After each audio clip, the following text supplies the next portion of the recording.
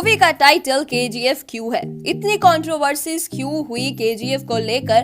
KGF कितना factual और कितना फिक्शनल है? केजीएफ 3 कब आएगी? मैं प्रियंका आप सभी का स्वागत करती हूँ बॉलीग्रेड स्टूडियोज में।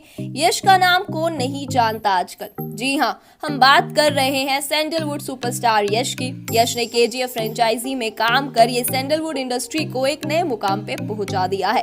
काफी लोग ये नहीं जानते कि असल में कन्नड़ फिल्म इंडस्ट्री को सैंडलवुड कहा जाता है। पहले तो आते हैं इस फिल्म के टाइटल के ऊपर। इसका टाइटल केजीएफ क्यों है? केजीएफ यानी कोलार गोल्ड फील्ड्स बेंगलोर से 100 किलोमीटर अवस्थित बहुत ही पुराना एक सोने का खदान है।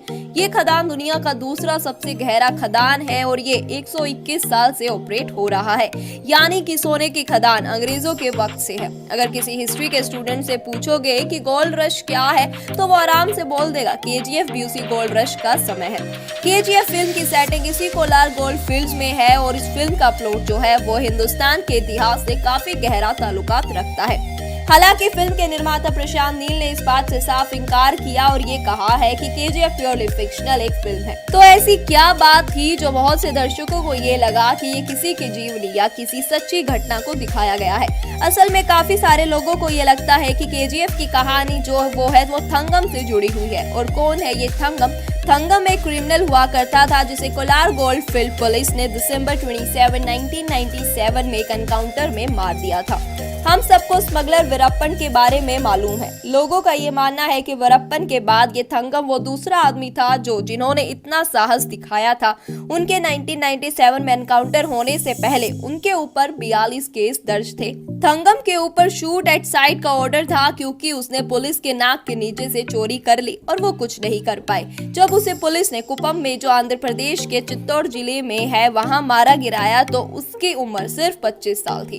2003 के जुलाई में उसके दो भाई गोपी और जयराम का एनकाउंटर किया गया और उसी साल अक्टूबर में उसका तीसरा भाई सगयाम का एनकाउंटर। इसी घटना के तहत थंगम की मां ने 2012 में सीबीआई इंक्वायरी की मांग की और उसमें रमेश कुमार को सीबीआई की तरफ से चार्ज किया गया सगयाम और 6 और लोगों के एनकाउंटर स्टेज करने के लिए।